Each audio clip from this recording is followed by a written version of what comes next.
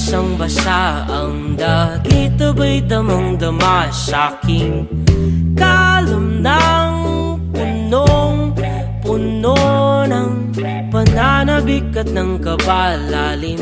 Sa'king bawat paghinga nakatitig lamang sa iyo. Naglakad ka ng dahan-dahan sa pasilyo tungo sa altar ng simbahan.